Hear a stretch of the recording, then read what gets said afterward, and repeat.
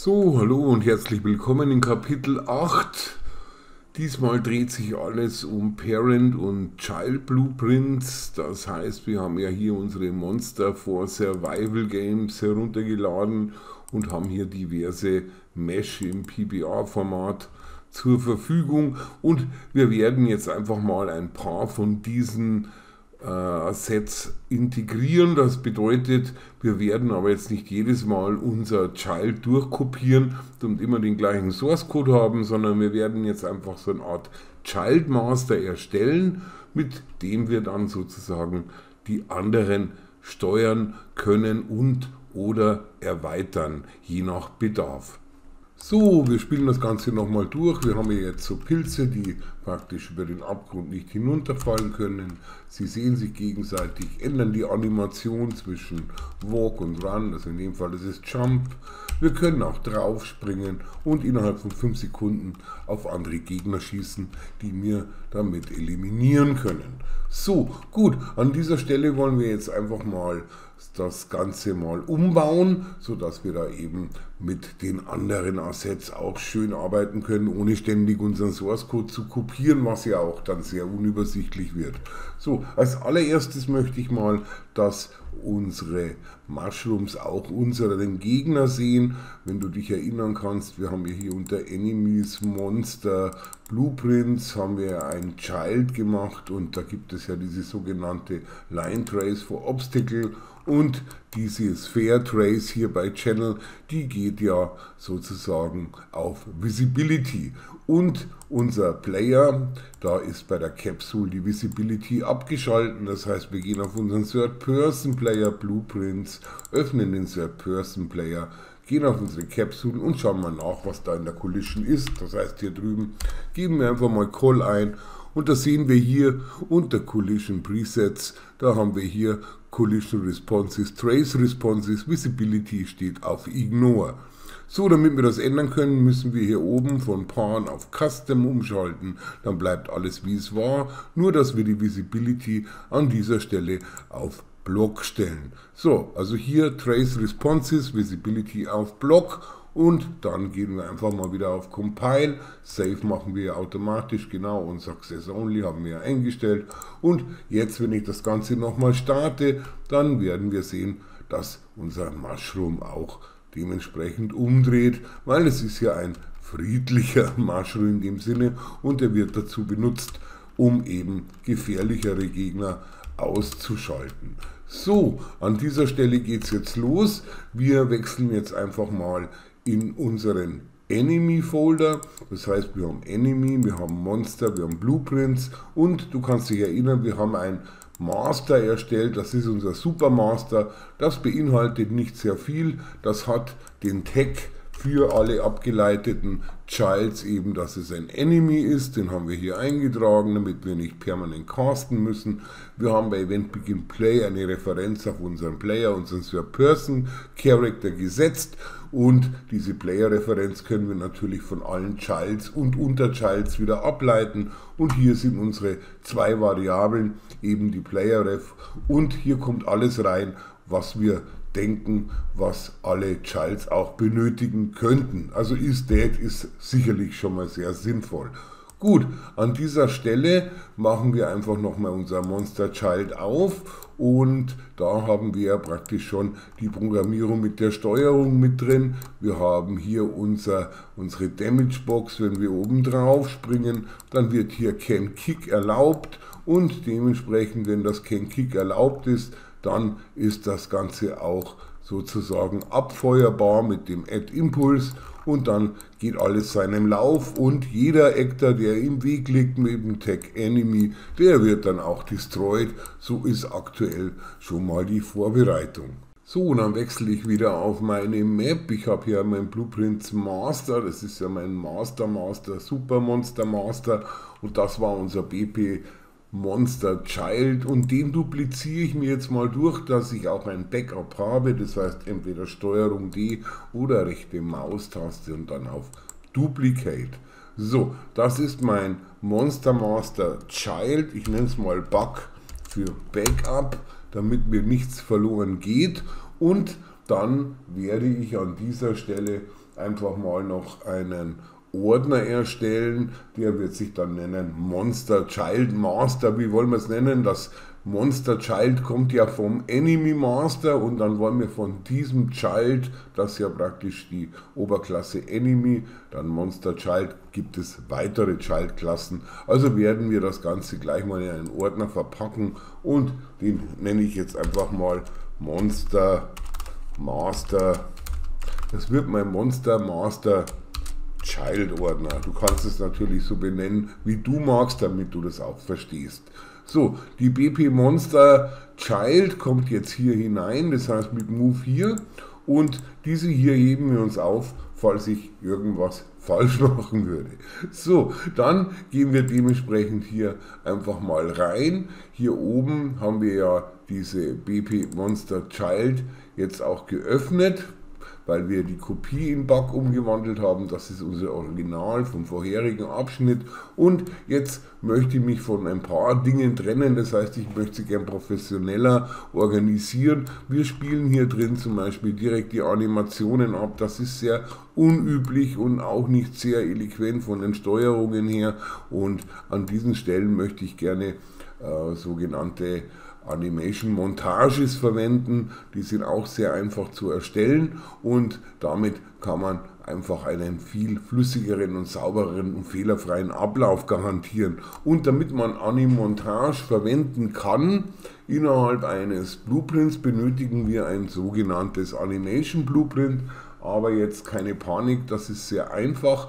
Wir fangen jetzt einfach mal kurz damit an.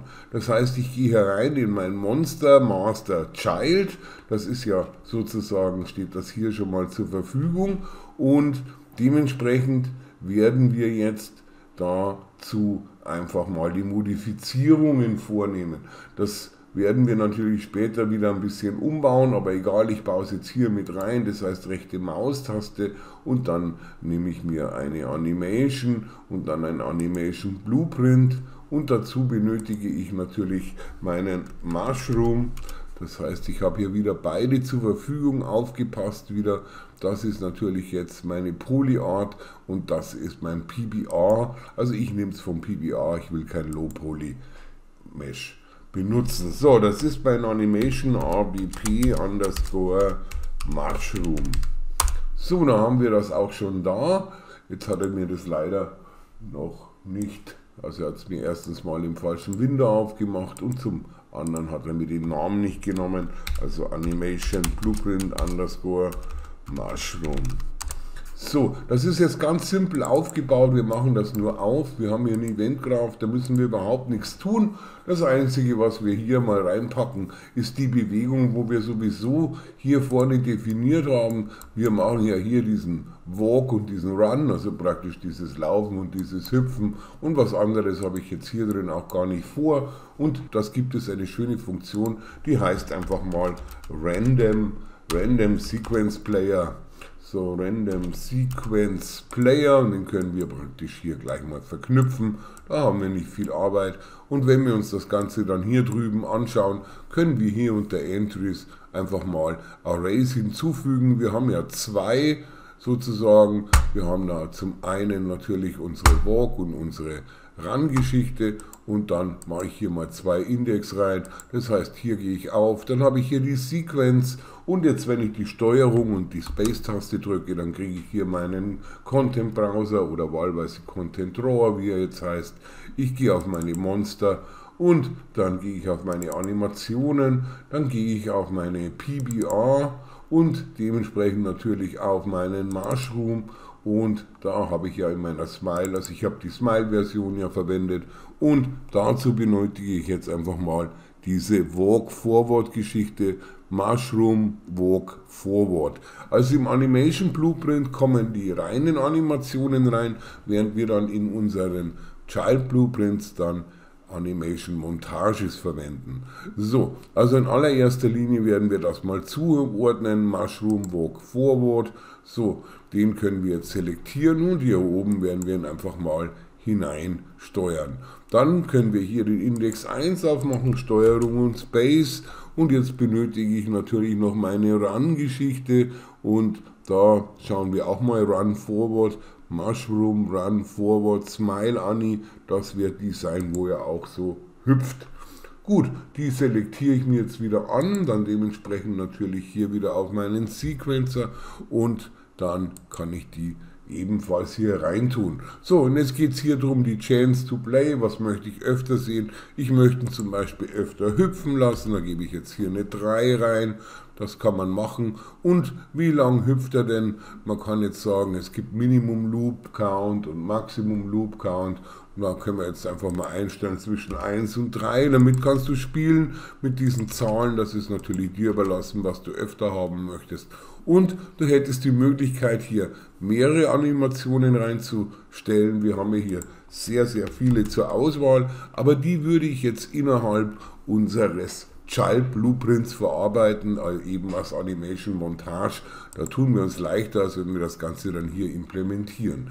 So, dann gehe ich hier mal auf Compile und dann sieht man auch schon, jetzt hüpft er und er sollte danach umschalten, natürlich in der Chance von 3:1 zwischen den beiden Varianten Walk und Jump und das tut er auch schon. So, dann können wir wieder rüber auf unser Monster Child und dieses Monster Child an dieser Stelle bekommt jetzt von uns beim Mesh eben nicht mehr dieses Use Animation Asset, von dem trennen wir uns, sondern Use Animation Blueprint und wir haben unseren ABP Mushroom ja erstellt. So, dann gehen wir auf Speichern und dementsprechend können wir auch mal wieder zurück auf den Viewport und da sehen wir, dass das Ganze dann auch schon abgewickelt wird und es sollte dann auch im Random-Verfahren dementsprechend auch ein Wechsel stattfinden. So, das tut es an der Stelle leider noch nicht. Das liegt wahrscheinlich an unserer Programmierung. Nein, jetzt kommt es. Das war einfach der Zufallsgenerator an und für sich. So, das Schöne daran ist aktuell, dass wir damit eben dann, jetzt gehen wir zurück auf den Event-Graph, wir haben ja jetzt hier sozusagen unsere Geschichte mit den Trails, mit dem Laufen, wir haben die Ableitungen aus unserem Monster Master, den machen wir jetzt mal zu, weil da ist ja nichts großartig passiert und die Geschichte sind ja praktisch hier übertragen auf unser Child, das interessiert uns alles nicht, Eventic haben wir drüben auch nicht. Und da haben wir unsere Is-Date und das läuft ja durch. Wir tracen vor Floor, wir tracen ja vor Obstacle und so weiter und so fort. Und am Schluss sagen wir ja ganz simpel einfach mal, mach irgendwie, du once resettest wieder und ändere die World Rotation um 180 Grad, damit die Richtung gedreht wird. So, und an dieser Stelle haben wir ja diese Play Animation und die brauchen wir jetzt einfach nicht mehr, weil die bringt unser Animation Blueprint mit. Das heißt, wenn wir die beiden jetzt hier löschen, dann sollte es trotzdem noch so funktionieren, dass unser Mushroom auch läuft. So, das werden wir jetzt gleich mal testen. Wir gehen auf den Level und ich werde jetzt an erster Stelle einfach mal hier das Ganze ein wenig erweitern, damit ich da nicht permanent in meiner Röhre unterwegs bin. So, dann gehe ich da ein Stück nach hinten und dementsprechend schiebe ich mir jetzt auch mal so einen Mushroom weiter nach vorne. Immer darauf achten, er muss wirklich definitiv auf 500 stehen im Y, sonst funktionieren seine Traces nicht. Also nicht wundern, wenn der Trace mal nicht funktioniert, wenn du ihn reinsetzt, akzeptiert er unsere Default 500 irgendwie an dieser Stelle bei unseren Blueprints nicht wirklich. Also wenn es nicht auf 500 steht, dann gehen die Traces nicht wirklich durch. So, und jetzt gehe ich auf Play und dann sollte mein Mushroom definitiv auch hüpfen und er sollte dann auch ändern in, je nach Random-Geschichte, 3:1 haben wir eingestellt in unserem Animation Blueprint und man sieht auch ohne dieses Play Animation, ohne diese Function in unserem Child Blueprint, funktioniert das Ganze immer noch einwandfrei. Das heißt, wir haben jetzt einfach hier schon mal sauber durchgetauscht. So, das ist ja jetzt unser BP Monster Child an dieser Stelle und das werde ich jetzt gleich mal noch umbenennen. Das bedeutet, ich mache aber vorher einfach mal erstmal einen Save All, damit das Ganze seinen Sinn hat. Und das wird jetzt nicht mein BP Monster Child, sondern ich nenne es jetzt einfach mal Monster Master Child oder Master Monster Child, ich nenne es jetzt einfach mal Monster underscore und dann Master Child, damit ich zumindest weiß, es ist auch ein Kind, also ein Kind, kein Kind von Traurigkeit, sondern eine Ableitung von unserem Ober-Super-Enemy Master, das ja ein richtiges Original-Character-Blueprint ist. So, dann haben wir hier unser BP Monster Master Child umbenannt, das sieht man hier oben natürlich auch und wir können das Ganze dann wieder öffnen. So, an dieser Stelle haben wir jetzt natürlich dementsprechend auch diese Overlap-Geschichten, das heißt, wir können ja hier drauf springen und dann wird hier der Parameter gesetzt CanClick und des Weiteren, wenn das CanClick läuft, dann können wir das Ganze auch mit der Physik versehen. Wir können den Impuls auslösen und dann eben alle Enemies mit dem Tag Enemy auch töten. So, jetzt wäre natürlich interessant, wie bringen wir die Animation rein. Wir wollen ja dieses Template jetzt benutzen, auch für die anderen Geschichten. Das bedeutet, ich versuche das jetzt einfach mal kurz zu erklären. Wir haben ja hier unsere Monstergeschichten.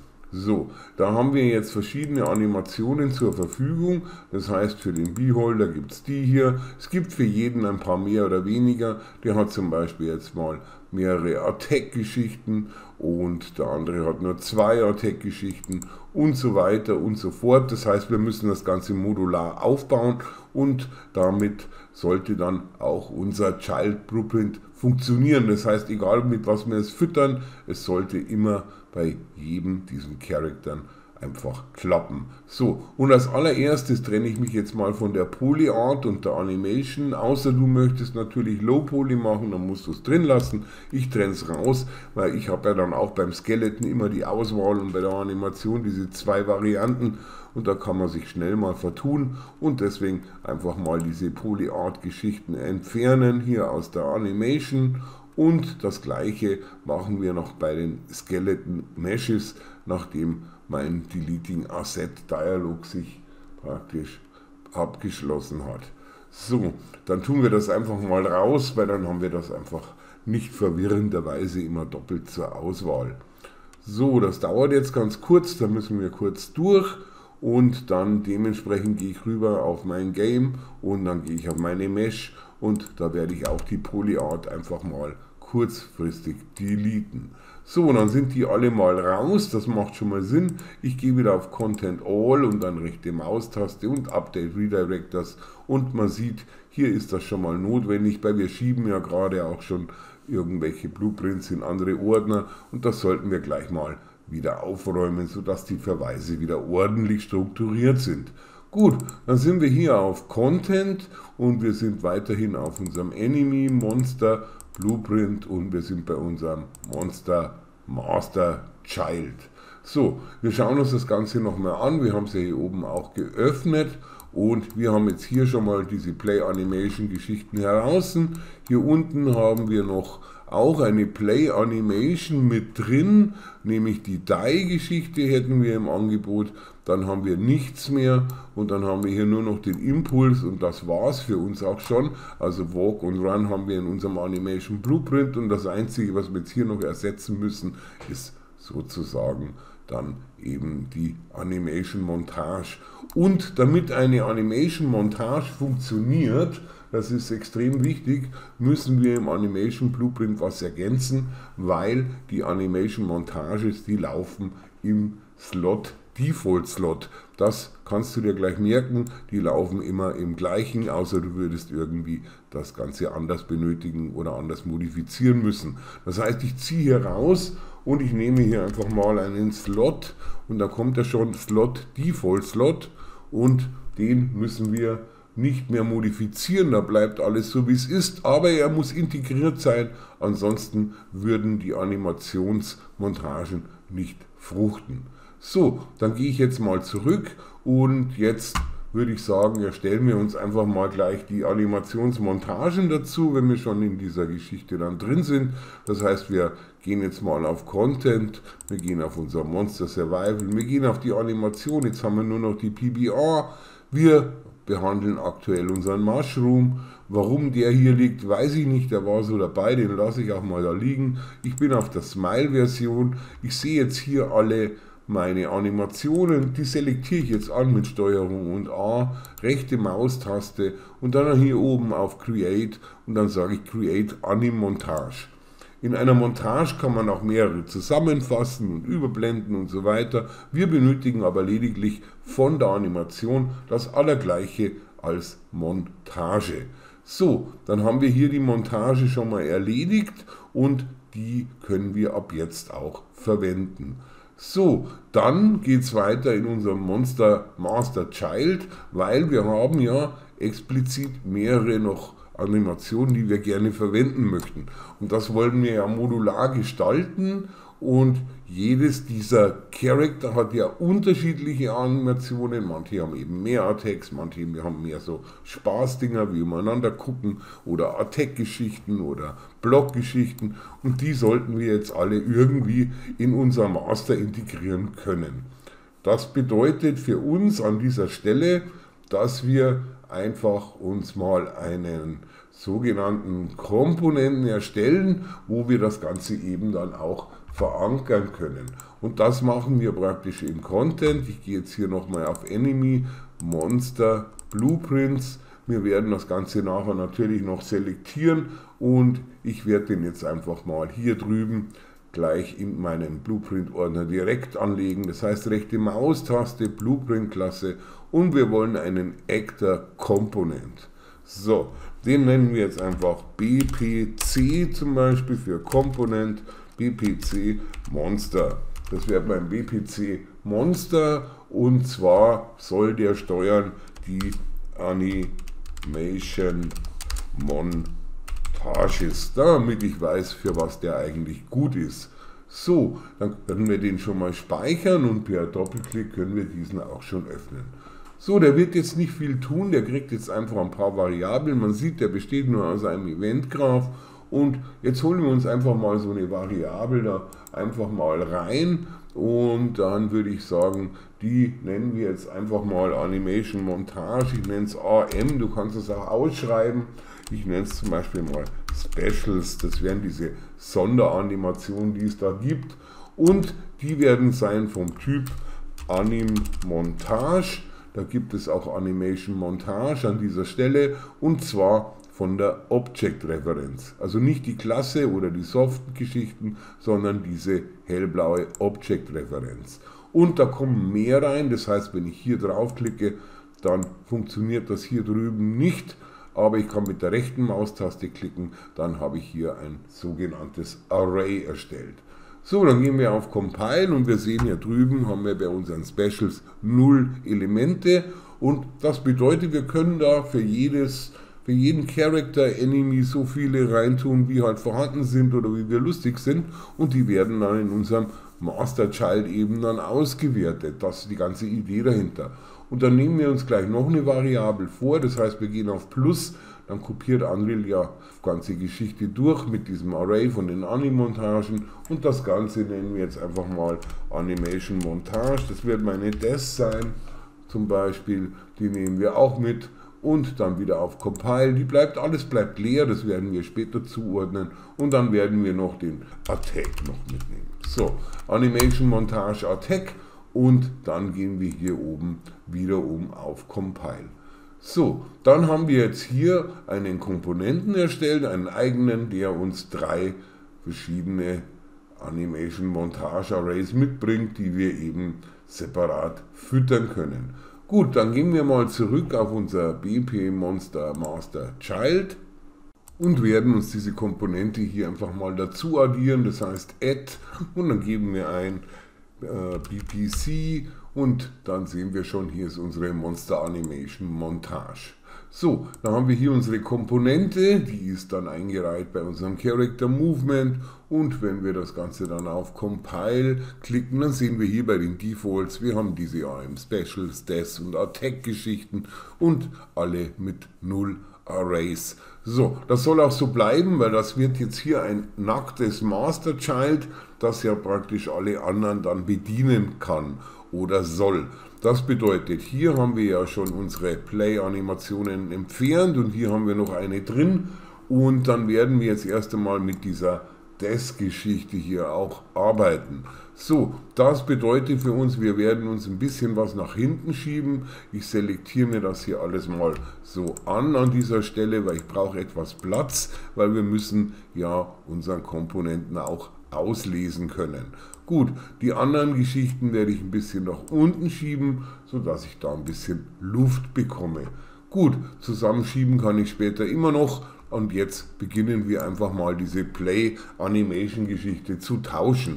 So, dann gehen wir hier raus und dann ziehen wir hier raus und diesmal heißt es dann Play-Montage und da gibt es Play-Animontage und Play-Montage. Für uns reicht Play-Montage. So, und jetzt siehst du auch schon, wir haben ja wesentlich mehr Geschichten, die wir bedienen können. Wir haben Blendouts, wir können Notifier in den Montagen integrieren und so weiter und so fort. Es gibt ein On-Complete oder es wird direkt was gesteuert und da kann man natürlich sauber damit arbeiten. So, unser Skeleton Mesh haben wir stehen gelassen, das ist unser Mesh, das wir ja verändern wollen und jetzt brauchen wir die Montage to Play. So, und wir wissen ja jetzt nicht, wie viele Montagen wir dann später in unseren Komponenten eingeben. Das heißt, wir ziehen jetzt einfach mal unseren Komponenten heraus und wir holen uns jetzt bei dem sozusagen die Geschichte mit Death, weil hier geht es ja um die Sterbeanimation. Wenn es mehrere geben würde, dann könnten wir hier eben dann randommäßig mehrere abspielen und deswegen werden wir jetzt einfach mal das so aufbauen, dass es nicht nur eine einzige sein kann. Und dann gehen wir hier raus und sagen einfach mal get am-Death. So, dann haben wir unser Array von allen Death-Animationen, die natürlich noch nicht integriert sind. Und jetzt wollen wir natürlich versuchen, dass wir uns da eins rausholen. Und das holen wir uns über get und da gibt es get a copy. Und wir wollen es natürlich nicht an der Stelle 0, das wäre ja immer unser allererster Array-Eintrag, sondern wir wollen an dieser Stelle jetzt einfach mal erfahren, wie viele sind denn da drin und das können wir machen, indem wir hier rausziehen bei dem Death Array und sagen einfach, holen wir mal die Länge raus. So, dann haben wir hier die Längs. Jetzt müssen wir aufpassen, Array geht ja immer bei 0 los, 0 bis 2 wäre eine Länge von 3.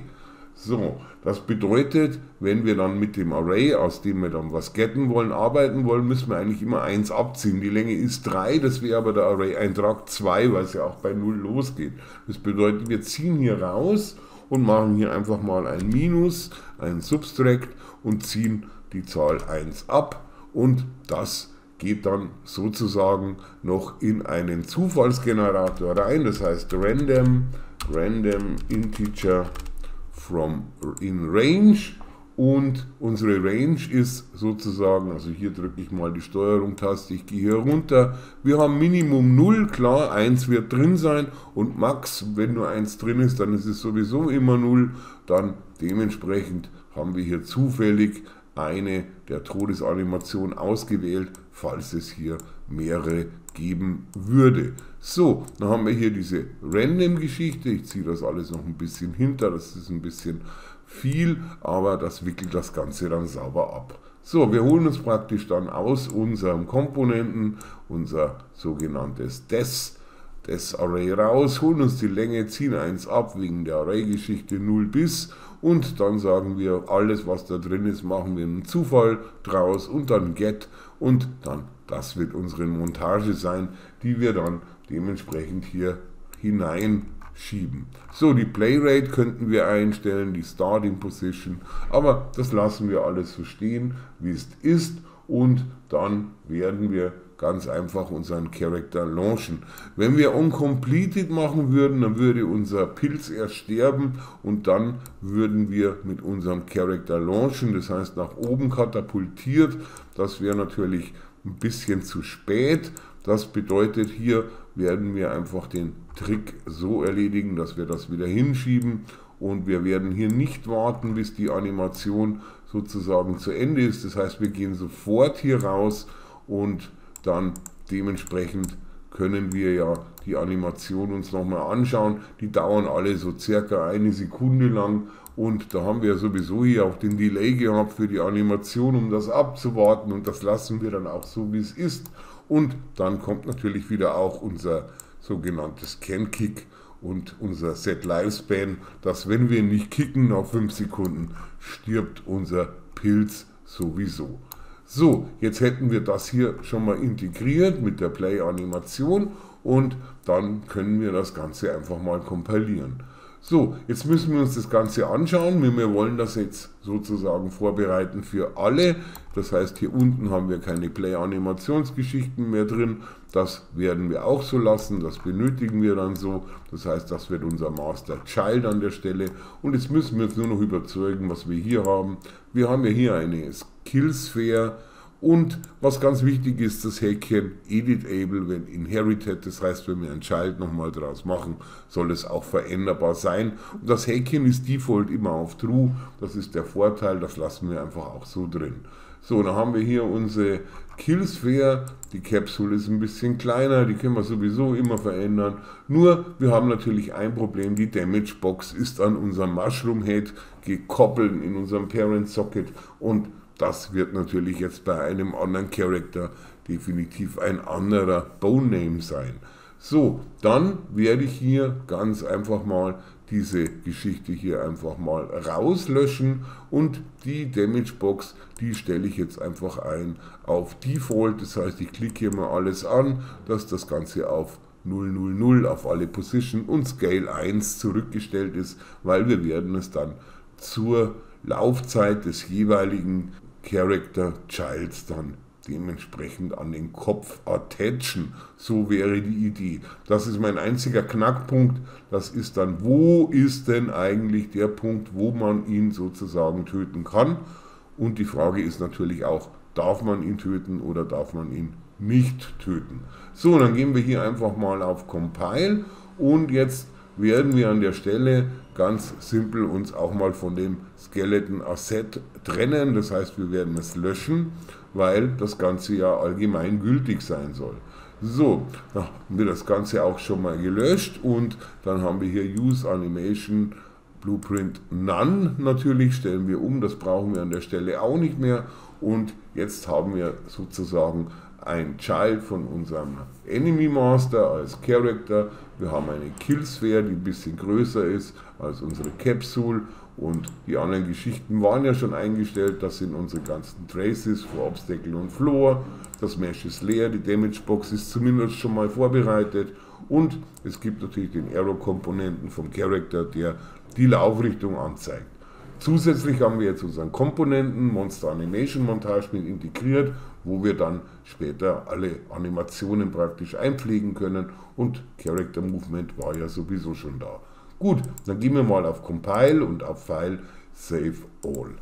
Jetzt werden wir das Ganze gleich mal testen, das heißt wir gehen auf unsere Level 1 Map und werden von unserem Monster Master Child, das wir hier ja erstellt haben, sozusagen wieder ein Child erstellen. Das bedeutet, wir gehen hier, da ist jetzt komischerweise noch unser Pilz drin, den müssten wir, das liegt jetzt hier nur an der Ansicht, wir haben den hier ja sauber gelöscht, der wird dann schon irgendwann verschwinden, also lass dich dadurch nicht irritieren. Wir haben ja das Skeleton Mesh entfernt, das heißt wir machen hier mal rechte Maustaste, wir gehen auf Create Child Blueprint und das Ganze wird dann heißen an meiner Stelle jetzt BP, wie nenne ich es denn schön, BP Monster Mushroom Child, denke ich, das trifft es einigermaßen. So, jetzt liegen diese beiden Geschichten ja im Monster Master Child, also nicht durcheinander kommen. Das heißt, wir schieben uns das jetzt einfach mal raus, indem wir erstmal speichern, damit nichts passiert. Und jetzt schieben wir unser neues Child, unser Monster Mushroom Child, hinaus in unseren Blueprint-Ordner mit Move hier. So, dann haben wir hier einen Monster-Ordner, wir haben hier einen Master mit Enemy, Master selber, also Monster Master und wir haben hier ein Monster Master Child und der ABP liegt auch noch drin. den schieben wir uns auch nochmal in Blueprints rüber mit Move hier, dass hier lediglich und ausschließlich nur noch unser Monster Master Child mit drin liegt. So, dann sind die beiden praktisch schon mal erledigt. Wir haben ja beim Master das Ganze ja sozusagen umgestellt auf abstrakte Klasse, soweit ich mich erinnern kann, genau Generate Abstract Klasse, damit man sie nicht in den Viewport ziehen kann aus Versehen. Und das gleiche werden wir jetzt auch bei unserer Monster Master Child Geschichte machen. Das heißt, wir gehen hier rein, wir gehen auf Class Settings und sagen, Achtung, du bist auch abstrakt. Dann werden wir merken, dass wir diese hier nicht verwenden können in unserem Level, und das ist auch gut so, dass wir nicht durcheinander kommen. Das heißt, man kann sie jetzt nicht mehr sozusagen in den Viewport legen. So, das sind jetzt unsere ganzen Masters, und jetzt haben wir hier unsere Child Bug, die heben wir uns noch auf, falls irgendein Fehler mit drin wäre. Wir haben unser Animation Blueprint dazu, und dementsprechend werden wir jetzt einfach mal unser Monster Mushroom Child einfach mal öffnen. So, und jetzt geht's los. Jetzt versuchen wir das Ganze mal einfach mal dynamisch zu erzeugen. Das heißt, wir haben ja hier ein Mesh, und beim Mesh, da geben wir unten ein Skeleton Mesh, da geben wir ein Mushroom, und da gibt es ja nur noch die Geschichte jetzt aus unserem PBR. Das ist gut so, weil die anderen Sachen haben wir ja gelöscht. Und Animation Blueprint haben wir an der Stelle unser ABP Mushroom. So, das springt jetzt auch schon gleich ganz schön. Da müssen wir vielleicht die Größen noch einstellen und nachjustieren. Aber so im Endeffekt wird er schon mal mit seinem Random 1:3 diese Geschichten durchspielen.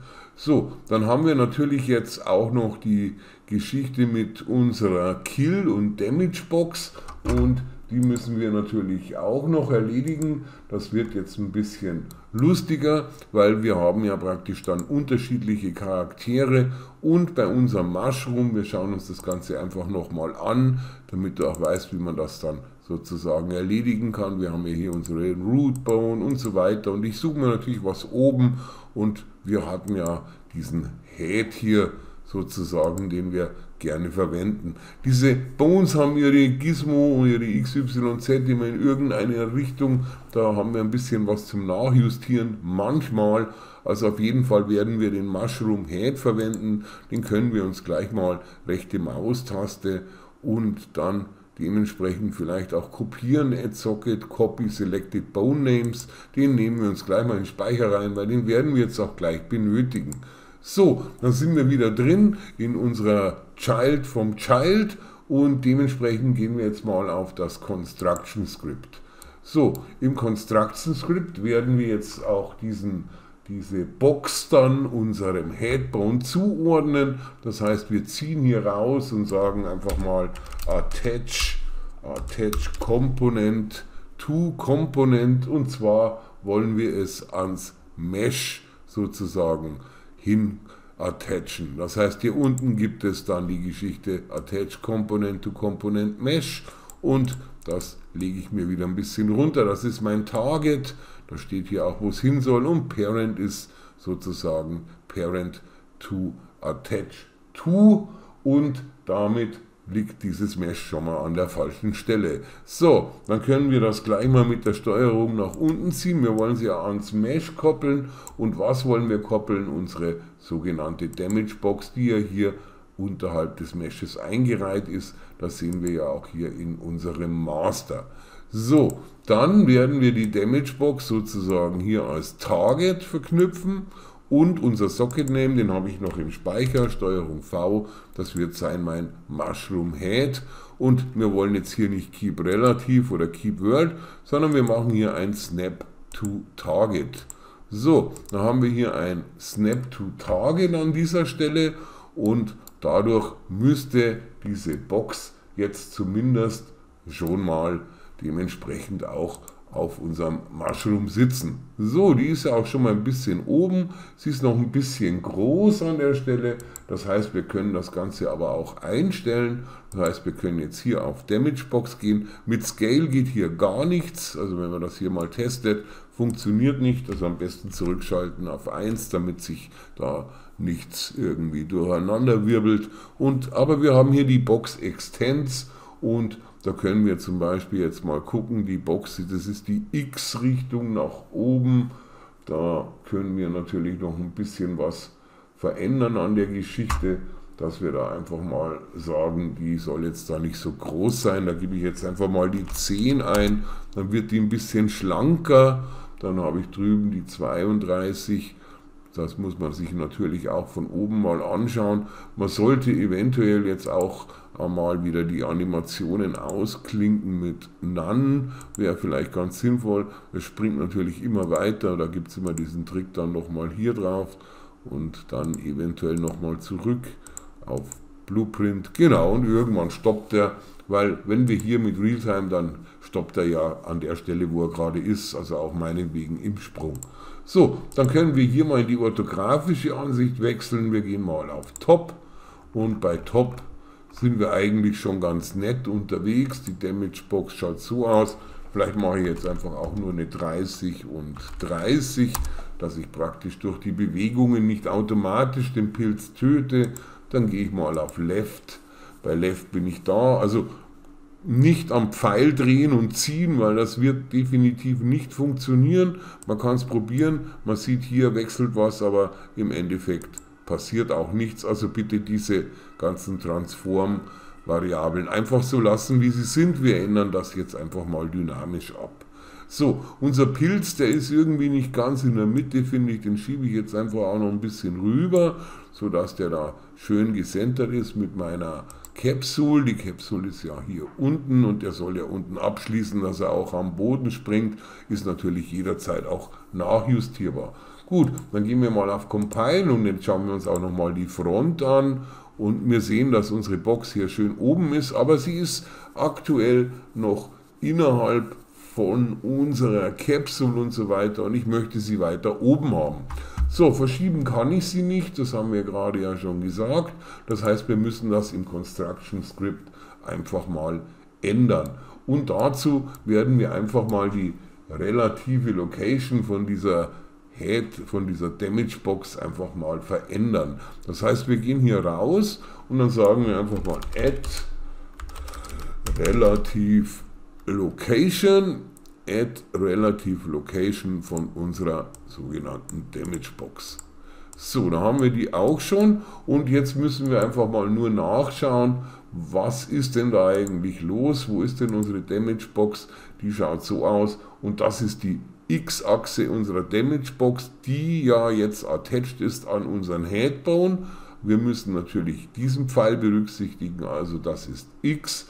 Und dann gehe ich jetzt mit X zum Beispiel einfach mal um 30 nach oben. Add heißt, nimm das, was war und addiere dazu. Das heißt, hier wird überall noch 0 bei Y und Z dazu addiert. Und dann sollte das Ganze dann so aussehen.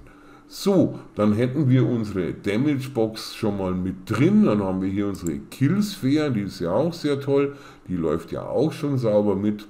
Und dann dementsprechend kann ich wieder zurück auf Perspektive. Ich gehe auf Mesh und dann schalte ich natürlich mein Animation Blueprint wieder ein. Das ist mein AWP Mushroom und man sieht, die Box schwingt sauber mit. Der Rest, den muss ich nicht nachjustieren, das sieht gut aus. Man könnte ja die Dinge auch noch verschieben. Also da funktioniert das auch in der abgeleiteten Inherited Version, also in der Child. Und das lasse ich alles so stehen, wie es ist. Und jetzt können wir das Ganze einfach mal ausprobieren. So, dann gehe ich jetzt einfach mal auf Play und dann sehen wir, dass wir hier sozusagen kein Mesh haben. Und an was liegt das? Frage an dich. Ganz klar, wir haben ja hier praktisch unsere sogenannten Monster Master Childs mit drin, die vorher ja auch schon da waren. So, die selektiere ich jetzt mal an. Da haben wir hier diese BP Monster Master Child, da gibt es ja viele, die sind ja auch da unten und die sind ja jetzt unser Obermaster Child, das heißt von den ganzen kann ich mich jetzt natürlich mal beruhigt trennen, weil ich die hier drin definitiv nicht mehr benötige. So, was wir natürlich jetzt machen müssen an der Stelle, wir müssen unser neu erstelltes BP Monster Mushroom Child hineinsetzen. Ich setze es mal da hoch, dann mit der Ende-Taste nach unten, und damit die Traces auch funktionieren, bitte dran denken, Y-Wert leider nachkorrigieren, weil das irgendwie nicht fruchtet mit meiner Default-Einstellung an dieser Stelle. So, dann habe ich jetzt hier die Geschichte drin. Das Einzige, was wir noch nicht haben, ist die Desanimation, aber im Endeffekt müsste er auch umdrehen und so weiter und so fort, und ich müsste auch oben drauf springen können, und nach 5 Sekunden sollte er dann auch tot sein. So, das klappt. Gut, dann gehen wir einfach mal rüber. Ich mache jetzt einfach hier schon mal wieder zu, weil wir haben unseren Headbone ja schon rausgesucht. Dann bin ich wieder bei meiner BP Monster Mushroom Child. Monster Master selber mache ich auch mal zu, und dann auch meine Komponenten kann ich mal schließen. Ich schiebe mir das mal rüber. Mein Animation Blueprint brauche ich an der Stelle auch nicht mehr, und mein Monster Master Obermaster lasse ich mal auf, und wir bleiben jetzt an dieser Stelle, wo wir unser Monster Mushroom Child erstellt haben. So, jetzt benötigen wir einfach noch eine Die-Animation oder mehrere, je nachdem, was es gibt. Und das ist jetzt ganz einfach. Wir gehen jetzt hier auf unseren Komponenten, und da haben wir hier sozusagen die Arrays für Specials, für Death, für Attack. Und jetzt können wir bei Death zum Beispiel einfach mal ein Plus machen. Jetzt drücke ich die Taste Steuerung und Space, dann bekomme ich meinen Content Browser bzw. Drawer, und dann schaue ich jetzt hier mal rüber. Ich bin sogar schon im Verzeichnis von meiner Smile-Version. Ich habe ja auch meine Montagen erstellt, und hier gibt es die sogenannte Montage Die Smile, und das ist die einzige, die es gibt. Das heißt, ich fütter hier mein Array nur mit dieser einzigen Montage. So, dann wäre die drin, und dann können wir das Ganze einfach kompilieren und dann nochmal testen, und dann werden wir sehen, dass das Ganze dann auch mit dieser, wenn ich ihn treffe, mit dieser Die-Animation funktioniert. Aber man sieht, die wechselt jetzt wieder zurück, und das liegt an der Montagenfunktion, dass wenn die dann abgespielt ist und die 5 Sekunden nicht rum sind, dann wird das Ganze einfach wieder so aufgeploppt. So, das können wir natürlich auch wieder ändern. Wir gehen jetzt nochmal hier rein. Ich schaue mal den Source Code an. Man sieht jetzt, das ist unser Source Code, und der ist natürlich wahnsinnig übersichtlich in dem Moment, weil ja alles hier in unserer Obergeschichte abgewickelt wird. So, was haben wir hier gemacht?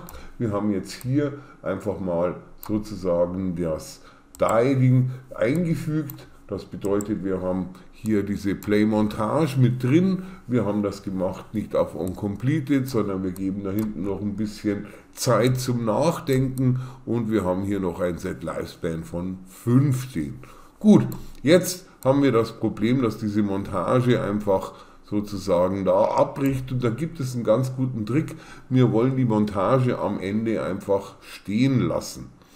Gut, und das geht so. Wir gehen jetzt einfach auf unseren Montageordner, das bedeutet, ich gehe jetzt hier einfach mal auf Content, dann gehe ich auf meine Monstergeschichte, Animation, PBR, und dann gehe ich auf meinen Mushroom. So, dann auf meine Smile-Version, und dann suche ich mir jetzt einfach mal meine Die-Geschichte raus, Mushroom Die Smile Montage. So, und die öffnen wir jetzt einfach mal, und man sieht, der dreht sich, und dann würde er wieder aufstehen, und dann weiß Unreal wieder nicht mehr, was es machen soll, weil dann würde wahrscheinlich das Animation Blueprint wieder zwischen Walk und Run schalten, und das wollen wir nicht. Er soll ja praktisch so schön auf seiner Pilzkappe liegen bleiben.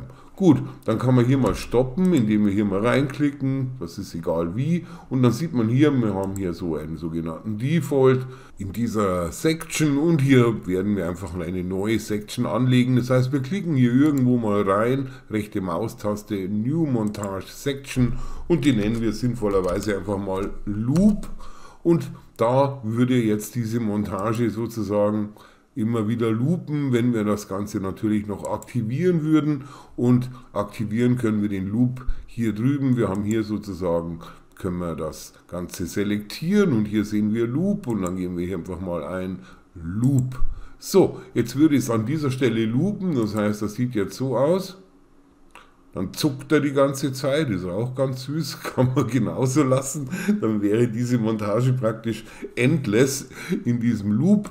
Wenn du aber möchtest, dass das Ganze dementsprechend dann auch sozusagen am Ende einfach still liegen bleibt, schiebst du das ganz rüber und damit ist der Loop am Ende sozusagen auch das absolute Ende, weil er loopt hier dementsprechend hier komplett im Endframe. So, das kann man hier mal sozusagen nochmal abspielen in der Preview und man sieht ja, hier geht es oben in der Section von Loop zu Loop und hier wird es geben von Default to Loop. So, wenn man da rechte Maustaste klickt, dann sagt man Section Time 0,8333, das ist die absolute Länge dieser Animation und als Frame wäre es die 24, aber das ist rein informativ.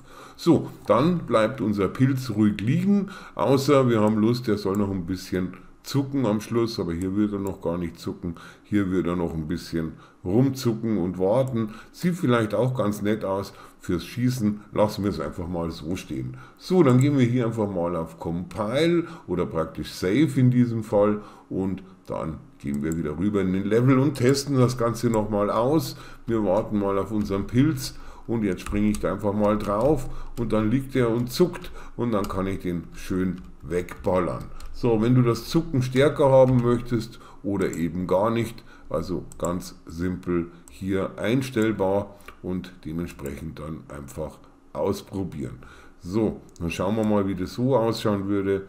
Oh, da dreht er sich noch ein bisschen, also ich lasse den einfach mal so ein bisschen zucken, damit man sieht, der ist noch halb am Leben, da kann man vielleicht noch ein bisschen was draus machen und das Ganze eben abfeuern an der Stelle. So, dann gehen wir auf Level, wir gehen auf File und wir gehen auf Save All und damit haben wir unsere allererste Geschichte schon mal erledigt. Das ist schon mal super, dass das so gut geklappt hat und ich gehe jetzt hier auf die Blueprints Geschichte und das Child Bug, von dem trenne ich mich jetzt, damit ich nicht durcheinander komme und mache hier mal ein Force Delete und jetzt habe ich hier praktisch meinen BP Monster Mushroom sozusagen. So, das ist mein Child.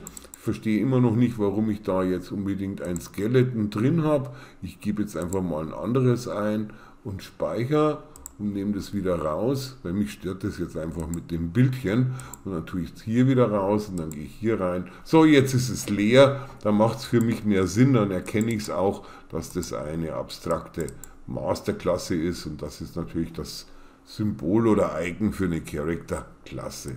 Gut, dann haben wir das soweit erledigt und als letzten Test werde ich natürlich noch ein paar mehr reinstellen. Das heißt, ich kopiere mir den jetzt einfach mal durch und dann einfach nochmal durch, damit das Ganze auch beobachtet werden kann, ob die miteinander auch interagieren. Das heißt, hier springe ich jetzt mal drüber, er sollte ja umdrehen am Rand, das tut er auch. Dann kann ich auch drauf springen und die anderen kann ich dann killen, indem ich meinen umgedrehten Pilz abfeuere. So, das war es jetzt mal für diesen Abschnitt. Jetzt haben wir ja schon mal ganz toll aus einem ein Child Master gemacht und von dem können wir jetzt sämtliche 2D-Scroller oder 2,5D-Scroller Character, Monster ableiten und ich hoffe, es hat dir wie immer gefallen und dann sehen wir uns im nächsten Kapitel und natürlich über ein Like oder ein Abo würde ich mich sehr freuen.